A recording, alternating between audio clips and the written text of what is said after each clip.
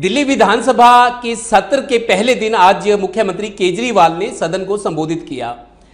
केजरीवाल ने कहा कि पर्यावरणविद सुंदरलाल बहुगुणा को भारत रत्न दिया जाए। इसके लिए दिल्ली विधानसभा में आज एक प्रस्ताव भी पेश किया गया।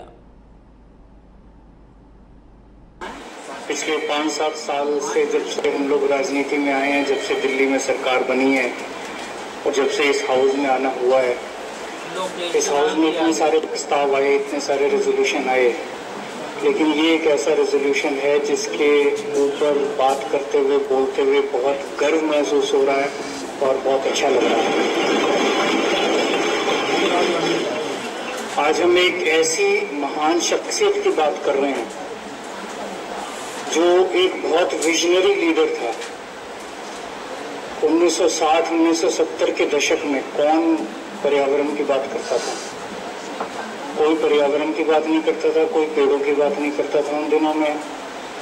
उस वक्त उन्होंने एक ऐसा विजन दिया, न केवल अपने देश को बल्कि पूरी दुनिया को, कि अगर हमने अपने पर्यावरण को बचा के नहीं रखा, अगर हमने अपने जल जंगल जमीन को बचा के नहीं रखा, अपनी नदियों को बचा के नहीं रखा, अपने पेड़ों को बचा के नहीं रखा, और अगर हमने अपने जीवन को पर्यावरण के साथ समन्वय करके नहीं ढाला तो ये सृष्टि नहीं बचेगी। ये विजन उन्होंने उस वक्त दिया था जब कोई इसके बारे में चर्चा भी नहीं करता था। इतने बड़े विजनरी लीडर थे सुंदरलाल बहुगुणा जी। जैसा भावना जी ने अभी सारी उनके जीवन के बारे में बताया, मात्र 13 साल की उम्र में उन्होंने सामाजिक काम करना शुरू कर दिया। 13 साल की उम्र में तो हम 8वीं-9वीं क्लास में हुआ करते थे, हमें शायद कुछ ज़्यादा जानकारी भी नहीं होती होगी। 13 साल की उम्र में उन्होंने सामाजिक जीवन शुरू कर दिया और बचपन से ही उन्होंने जो दलितों के खिलाफ छुआछूत होती है उसके खिलाफ उन्होंने संघर्ष शुरू किया। दलितों के लिए उन्होंने हॉस्टल्स बनवाए। जैसे बाबा साहब अम्बेडकर ने दलितों को मंदिर में प्रवेश दिलवाने के लिए संघर्ष किया था, वैसे ही बहुगुणा जी ने भी दलितों को मंदिर में प्रवेश दिलाने के लिए आजीवन वो संघर्ष करते रहे। नशाबंदी के खिलाफ उन्होंने संघर्ष किया, कई सारी शराब की दुकानें बंद करवाई, महिलाओं को इसके लिए एकत्रित किया और नशे के खिलाफ समाज के अंदर काफी उन्होंने प्रचार प्रसार किया। आजादी की लड़ाई में उन्होंने बढ़ चढ़ के हिस्सा लिया। हमारे जो आजादी के दीवाने थे उनके साथ मिलकर उन्होंने आजादी की लड़ाई लड़ी और गांधीवादी जीवन उन्होंने बिताया। जैसा कि इन्होंने बताया भावना जी ने कि जो शादी उनकी हुई थी, उन्होंने गंगा जी के सामने एक शर्त रखी होने वाली पत्नी के सामने कि मैं तभी शादी करूंगा अगर आजीवन तुम मेरे साथ ग्रामीण इलाके में रहोगी और आश्रम में रहोगी। हमारे यहाँ तो आजकल के जमाने में तो होता है कि एक मर्सिडीज देगी अगर तभी शादी करूंगा, एक बड़ा घर देगी। उन्होंने कहा कि मेरे साथ गांव में रहेगी और आश्रम में रहेगी तभी मैं शादी करूंगा। उनकी चिपको आंदोलन के बारे में हम सब लोग जानते हैं। गांव-गांव में 5000 किलोमीटर की यात्रा उन्होंने की।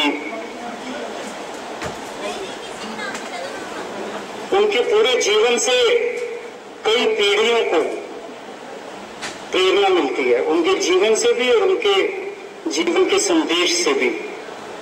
मुझे बेहद खुशी है कि इसी विधानसभा ने अभी कुछ दिन पहले उनको और उनके परिवार को बुला के सम्मानित किया था और उनके पोर्ट्रेट को शायद पूरे देश में अकेली विधानसभा है जब उनके मरणोपरांत उनके पोर्ट्रेट को इस विधानसभा में स्थापित किया गया है।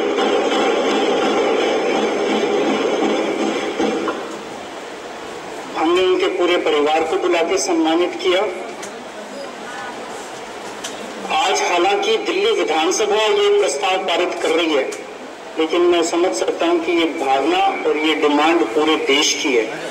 आज ये विधानसभा जो प्रस्ताव पारित कर रही है, ये मांग पूरे देश देश की है और ये चाहत पूरे देश की है कि सुंदरलाल बहुगुणा जी जैसी महान शख्सियत को भारत रत्न से सम्मानित किया जाए।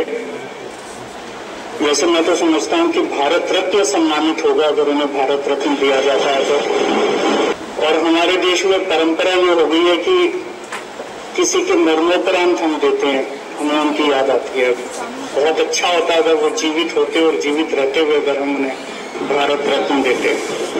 मैंने इस सिलसिले में प्रधानमंत्री जी को भी पत्र लिखा है कि उन्हें भारत रत्न से नवाजा जाए। मुझे बेहद खुशी है कि आज पूरा हाउस, सभी पार्टियां मिलके, चाहे विपक्ष हो पक्ष हो, सभी मिलके एक आवाज में यूनानिमस ये रेजोल्यूशन पास कर रहे हैं। तो मैं पूरी उम्मीद करता हूं कि केंद्र सरकार देश के लोगों की इस भावना के अनुसार उन्हें भारत रत्न जरूर देगी। एक छोटा सा मैं रेजोल्यूशन में चेंज प्रस्तावित कर रहा हूं। इसमें लिखा है for his contribution in the field of environment. मुझे लगता है कि उन्होंने जिंदगी में बहुत सारे कंट्रीब्यूशन किए हैं, तो केवल एनवायरनमेंट तक उनका सीमित ना हो।